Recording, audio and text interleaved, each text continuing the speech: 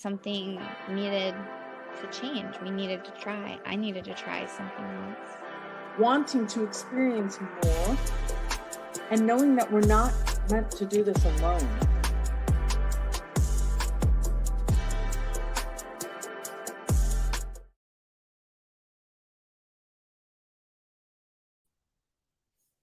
Hey everyone.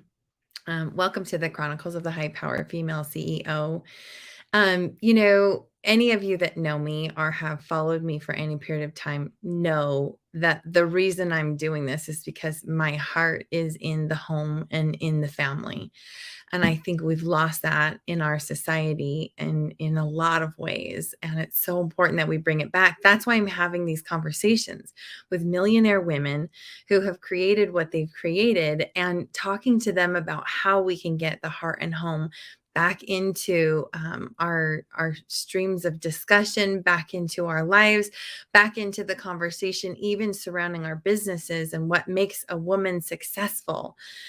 Because we know that we don't feel fulfilled when we're making all this success with no true intimate connections in our lives. So today I'm bringing you Jodie Stirling. And Jodie Stirling is from Bath in the UK. She is currently putting together a multi-author book called Hospitable Hosts. This is a global project with submissions from around the world in the short-term rental industry. She said, i.e. Airbnb. And I appreciated that because she said they don't like to be called that, but I really didn't know what short-term, hospitable, et cetera, meant. So she has been involved in this industry for the past 4 years. She's also always been a millionaire, but didn't realize it until recently. So let's go ahead and welcome on Jodie today. Hi, Melisa. Hi, welcome. Thank you so much for being willing to come on to the show today. And, Jodie and I just met like a week ago and really had our first conversation today. And as we were talking, it was like, well, wait a minute. How long have you been calling yourself a millionaire? Because what she and her husband have created, they have been millionaires since they've been together. When did you and your husband get married? We've been married 23 years this year in August. So a lifetime. It's beautiful. Yeah. I love it. And it's rare today, right? It's rare. I do believe it is. Yeah. So much of your life, Jodie, you shared, you prioritized being a stay-at-home mom. Yeah, I did. I was really fortunate to be in a position where we could survive on one salary. My husband's had a really great job. So did I at the time that I had my first child. But we just decided that that's what we wanted to do with our children, was just to be a stay-at-home mom. Why do we say that? Just to be a stay-at-home mom. And, be there for every step of the way that we could. So I feel that I've been very privileged in this society that we have at the moment, that I didn't feel the pressure to race back to work, not just financially, but that was the expectation of me, not only from my husband, because a lot of husbands, I think, have that expectation these days, but my family, they were very supportive as well. And also my boss, he realized that that's what I wanted to do. So they just let me do what I wanted to do. I didn't feel the pressure from anybody. That's beautiful. That's great. And yet, as we talked, it was interesting to hear, some of these things that we say, right? Like just a stay-at-home mom. And to, look at this and go, well, wait a minute. Okay. If you're a stay-at-home mom and in some of the experiences that you had in supporting your husband in his career and raising your family and taking your family all over the globe, following that career, you were a millionaire the whole time too. But why doesn't society say that? Why doesn't it, if you had died, your husband would have had to go back home and rely maybe on his family or on other supports, right? So your Yeah. contribution was literally just as valid. So isn't that fascinating? What do you think about that, Jodie? Yeah, I do. I totally agree with you. And and I think it's not just from the men that have that expectation, it's also from the women as well. So I do remember going to functions with my husband, and I was a stay-at-home mom, and I was meeting people because he was, in the corporate sector and quite high up, and I was meeting other women as well. And they would say to me, "Oh, and Jodie, what do you do?" And for sheer badness, really, I would say, "Oh, I'm just a mom." And they would literally turn their back on me. That's no word of a lie. I've had that. And I just stood there laughing because she didn't know how to interact with me because I was just a mom, but I had been in her position in my earlier days, but it was my choice to do this. So, yeah, it's really interesting how society does box you into these little corners of how you're supposed to be as an entrepreneur, as somebody who's making money, as a wife, as a mother, as a female. So yeah, I experience that quite a lot. Mm. And so when you made the decision to do this collaborative multi-author book, and now you run many you call them short-term hospitality rentals. Short-term rentals. It's Short-term the short-term rental industry. Yeah. Gotcha. You made the decision then to do this book, and you automatically began to magnetize some really power players in this industry, right? Tell me about what that was like for you.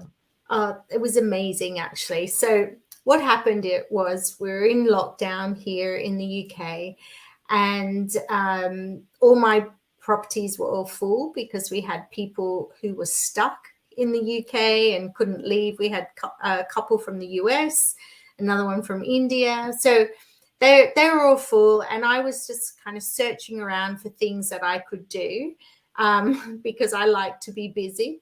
And I started looking on Clubhouse. I don't know if you know Clubhouse, for rooms that I could just go into and about Airbnb. And I thought, gosh, I wonder if there's anyone here talking about Airbnb.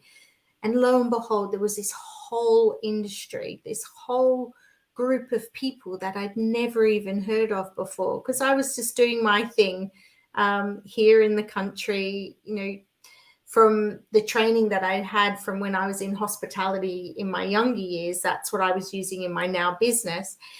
And so I started meeting all these people and listening to these people, and they were up on the stage saying, "Oh, I'm the industry expert, and I do this, and I do this, and I do this." And I thought, well, hang on a minute, I do that, and I do that, and I do that too. So does that make me an industry expert? And so I had just participated in a multi-author book myself with a group of 24 amazing ladies that I didn't know. I connected with them online. And I thought, well, how can I bring this into something that I do on a day-to-day basis? And because what I got out of it, I just loved all the connection. And it was in a time, right, where we were all sitting at home. Those connections the physical connections weren't being made. And in my life, we have always traveled. Like we were away all the time. This is the longest we've sat in one country over a period of time.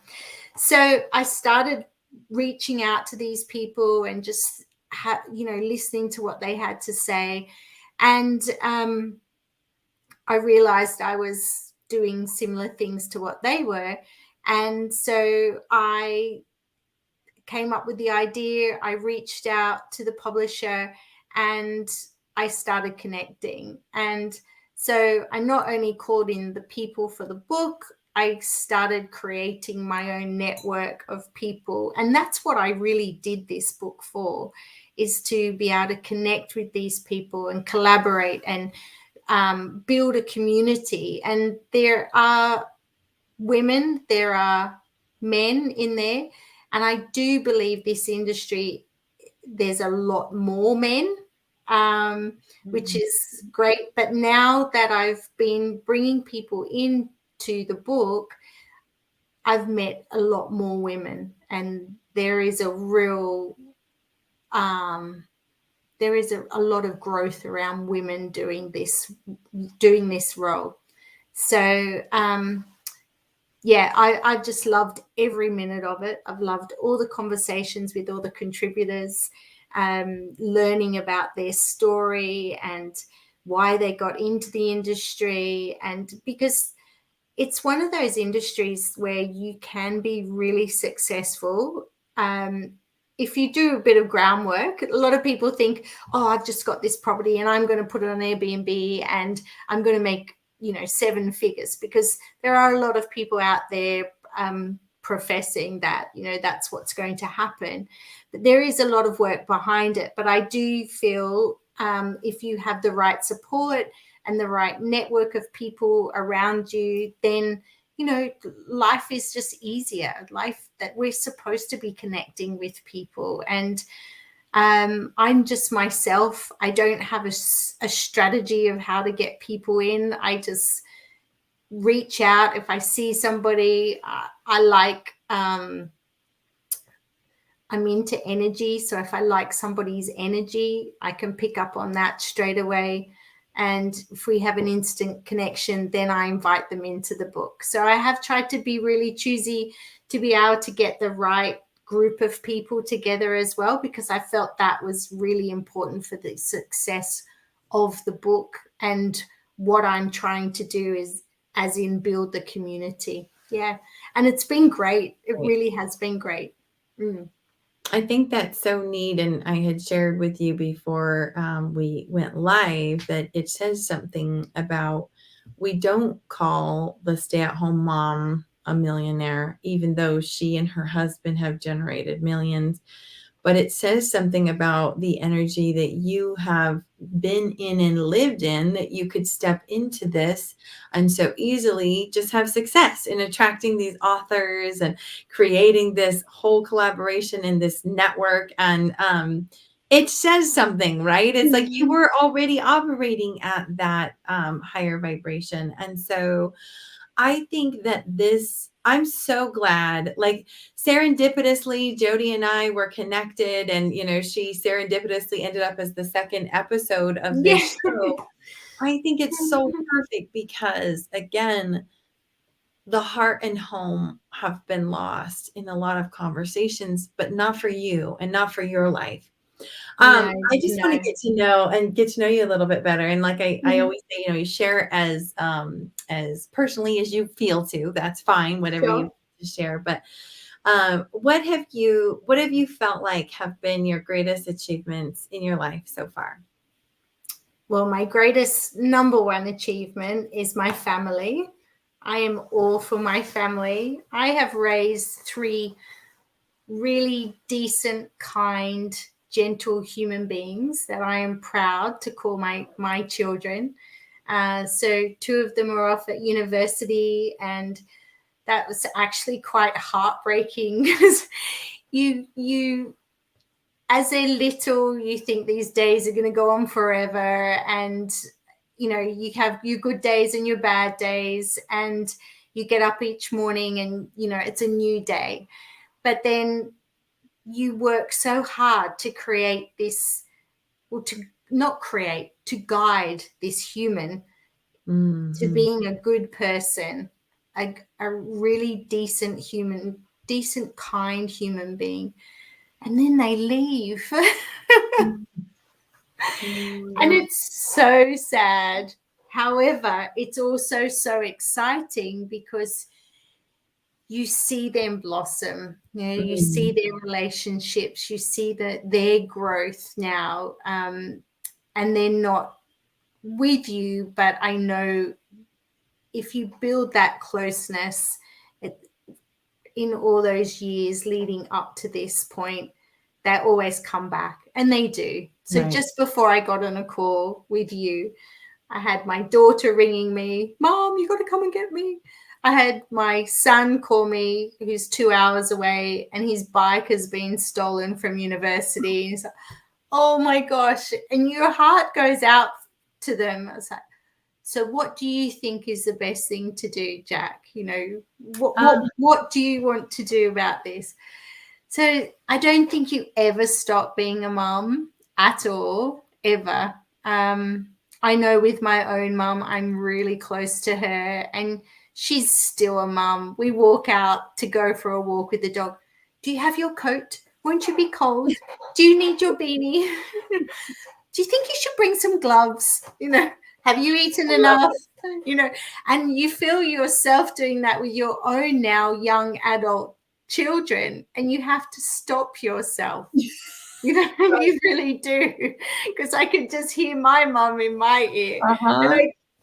And it's not that I don't want to be my mum, because my mum is gorgeous, but I'm trying to, you know, just step back, and it's been the hardest thing ever for me. Right. So to answer, that was a long answer to your question. Beautiful. I loved it. But my number one is my family, and I feel really privileged that I've been in a position that I've watched every milestone. I've been at every school play. I've been at the football field and the hockey field and gymnastics and all the music that goes on, and I've been able to do everything with them, and I would never change it for the world. And now they're floating off and doing their thing. Now I'm floating in and doing my thing. So, which is the book and my business. And, you know, there is time for all of that. I believe you don't have to, you know, rush into a career and get to a point that then you think, oh, I'm going to have children. Because I think a lot of women do get to that point, and you know, their bodies are not ready to have children anymore. And I'm not saying to have children when you're super young, but I don't think we're told that either. It's like, you know, career first, and then children come. But for a lot of women that I know that happened, that they went down that path, they never ended up having a family. They left it too late. And, you know, It's so true. I love that you're bringing this in, because more and more often I'm seeing women who are refusing to settle for that narrative, that timeline of life. And whether they're in corporate and they're saying to their employer right now in the Great Resignation, right, they're saying like, hey, I know that I need flexibility. I know when my hours are best, and I'm going to be my best for you. And I know when I'm not going to be my best for you, because I'm going to be distracted thinking about how I want to be at the soccer game right now or whatever. So like, work with me and I will work for you, and I will be amazing for you. Right. Or they're saying, you know what? I'm going to find a career like I did, that supports me being both, being all, and incorporating all of it. You know, days I work from home, and days when my kids are sick or whatever, it's like, hey, I tell my clients, like, I may have a kiddo pop in here and we just put our arms around them and they join in whatever capacity, because they're gifts, they're not burdens, right, to the world. Yeah, and so absolutely. And we've all got them. I'll tell you a really awful story that I'm not very proud of now. But it will make you laugh, and this will show you the pressure that I was under as a young mom to really perform. So on the phone, so I was at home, but I was on a work call. I had 2 young children under 2, and one of them was crawling up my leg as I'm trying to stand there. We didn't have video calling then, thank goodness, but I was trying to sound professional, you know. And I just had to do something to get him off my leg. And so I went to the cupboard and I got these little biscuits in Australia. They're called tiny teddies. They're little tiny teddies. And my kids didn't have all that stuff, but only for special treats. And I got them and I opened them while I was on the call and I threw them across the room. So they would both crawl, like one was only crawling, and then they would be sitting there, and it was all, and I could see it going all over the carpet, but I was having my call. Now, that is so ridiculous when I look back now. And by the time my daughter was born, which was only a couple more years after, I was out of all work. And but I do think things are changing. Like my husband's still in corporate, and we sit opposite each other when we work at this desk, and I can hear what's going on in his background and in his world. And there are women that he works with, and their child will come in, and now it's even acceptable for the guys to say, look, I've got to go to the school run, I'm at home. So I do think companies, that's an amazing thing out of this pandemic. I think companies, businesses have learned to be flexible and learned that they do really need to look after their employees, be them female or males, and realize that life needs to get in the way, and they can't just be pushed away. So I do think things are changing. So for the next generations, coming through, I hope that does still hang around, because there's nothing better than supporting your family and being there for your family. And there's no shame in it.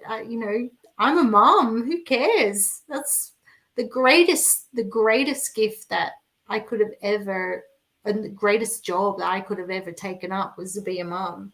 Yeah, definitely. I love that. And I can't wait to have grandchildren now. Oh my I don't God, want my kids to have grandchildren, but it starts all over again. So I know for the mothers listening too, it's like, hey, it's time to stop apologizing for your kids. Like, for the fact that you have kids, for the fact that your kids are home, for the fact that, your kids are a part of your life and your world, and that you want to work your schedule around the things with your kids. It's time to stop apologizing. And, how you've lived your life is a beautiful example of what's really possible, where we can have it all. And not everyone's going to have the exact situation that Jodie has had, right, with her husband and some of these different aspects, but we can all create something new. And we have that opportunity now in ways that we, I think, never had before, especially because of the internet. Yeah, so definitely. Jodie, thank you so much for coming on and sharing. Is there any last thing that you feel called to share? Well, I do have my life motto is just to go with the flow and just keep moving forward. It seems to be something that I do quite naturally, and it's only really recently that I've realized that I do this. But if I can just, put it out there to anybody who wants to listen, just be yourself. You don't have to be anything else but yourself. Embrace your family if that's a path that you're going to go down. And, your time will come. Your time is now, whether it's with children, without children, whatever path you decide to take, just be happy. Just be joyful, be happy, find what makes your heart sing. So, yeah. Thank you so much, Jodie. You're Absolutely beautiful. Beautiful. Thank you everyone for watching. Thanks.